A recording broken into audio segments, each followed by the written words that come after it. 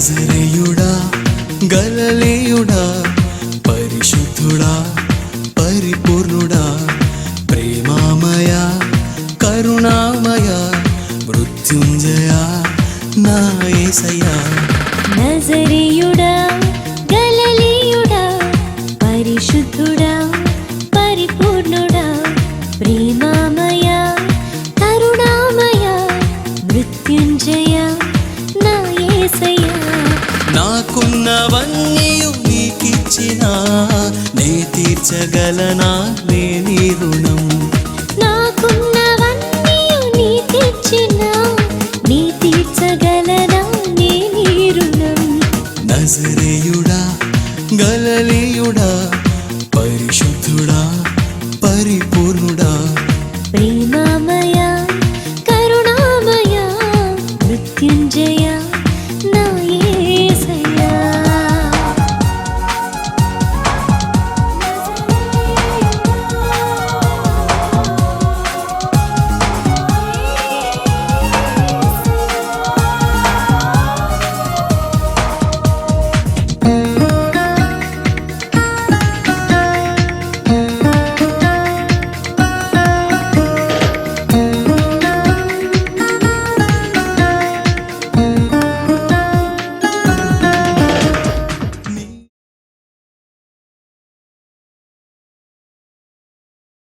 కృతజ్ఞత తగ్గిపోయింది. కృతజ్ఞత భావం లేదు క్రైస్తవ్యంలో. కృతజ్ఞత రోజు రోజుకి క్షీణించిపోయింది. కానీ స్తుతి మాత్రం గట్టిగా అరుస్తారు, గట్టిగా పాటలు పాడతారు, మైకు తీసుకొని బద్దలు కొట్టేస్తారంతే. ఎవరికి కావాలి? నీ అరుపులు దేవుడు చూస్తారా? నీ కేకలు చూస్తారా? నీ పాట పాడే ట్యూన్ చూస్తారా? ఏం చూడరు ఆయన, నీ వ్యక్తిత్వం చూస్తారు. కృతజ్ఞత కలిగి ఉన్నావా లేవా, దాన్ని బట్టి నీ స్తుతికి మార్కులు పడతాయి. చరిత్రలోనికి వచ్చాడన్నా, పవిత్ర జీవం తెచ్చాడన్నా, అద్వితీయుడు ఆదిదేవుడు ఆదరించును ఆదుకొనును. నా ప్రతి పదములో జీవము నీవే, నా ప్రతి అడుగులో విజయము నీవే. ఎన్నడు విడువని ప్రేమ నిన్ను చేరే క్షణము రాదా, నీడగా నాతో నిలిచే నీ కృపయే నాకు చాలును. బలముగా వీచే గాలి వాలే మా హృదయములోకి రండి దేవా. ఏంటి ఈరోజంతా సినిమా చూసి సినిమా ఒప్పుకొని మళ్ళీ రేపెళ్ళి సినిమా చూస్తే అదేం మారు మనసు, అదేం బ్రతుకు?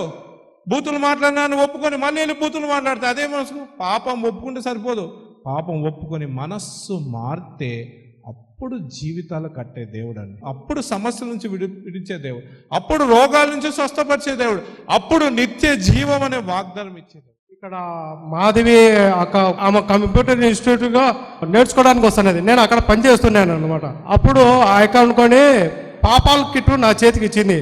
అక్క నేను చర్చికి పోతాను, నేను ప్రార్థనలో బాగుంటాను. కానీ సరేనా, నా దగ్గర ఒకటి ఉంది, తీసుకొని నువ్వు చదివి నాకు ఏ విషయం చెప్పాను. పాపాల కిట్టు తీసుకొని చదివినాక, అక్క నేను చాలా తప్పుడోని, నేను దరిద్రుణ్ణి, నేను ఎన్నో మోసాలు అబద్ధాలతో బ్రతికేవాడిని, ఈ పాపాల కిట్ వల్ల నేను తెలుసుకున్నాను. ఈ ప్రేమ స్వరూపి మినిస్ట్రీస్ యొక్క సంఘం దైవజనులు చెప్పినట్లుగా 200 మందితో కూడినటువంటి సంఘం అన్నారు. కాదు, ప్రపంచములోనే ప్రేమ స్వరూపి అనబడేటువంటి మినిస్ట్రీస్ అత్యద్భుతముగా దేవుడు ఆశీర్వదించబోతున్నాడు. దేవునికి మహిమ కలుగును గాక.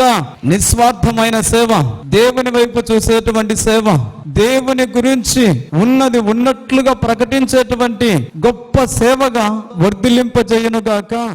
మిమ్ము గాయపరచి నే కృంగిపోతినే, మిమ్ము మోసపరచి నే మోసపోతినే.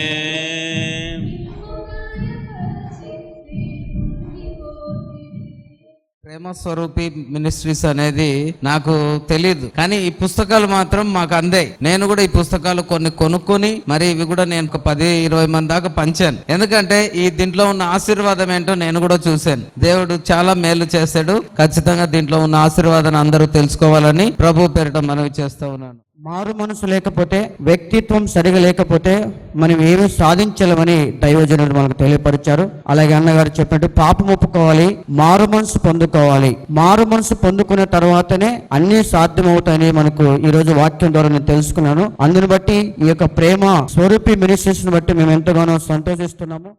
ఆకర్షించే ప్రియుడా, అందమైన దైవమా, పరిపూర్ణమైన నాన్న. ఈ యొక్క ప్రేమ స్వరూపి యొక్క స్థుతులు 2.5 సంవత్సరం ముందే నా దగ్గర తీసుకుని వచ్చారు ఒక సిస్టరు. ప్రతిరోజు మేము పొద్దున లేచినప్పుడు ఆ 100 స్థుతులు బుక్ పెట్టుకొని స్థుతులు చెల్లించిన తర్వాతనే మిగతాయన్ని ముందుకు నడిపిస్తాం.